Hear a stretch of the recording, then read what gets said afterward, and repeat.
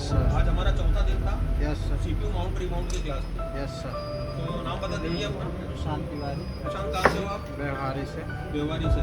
प्रशांत, ये बताओ मुझे कि इस फील्ड में आने से पहले क्या सीपीयू, EMMC, पावर या मोबाइल खोलना बंद करना भी जानते थे आप? सच बोलो। सच में सर कुछ नहीं। कुछ नहीं जानते थे। माइक रखा है आपके सामने? नहीं।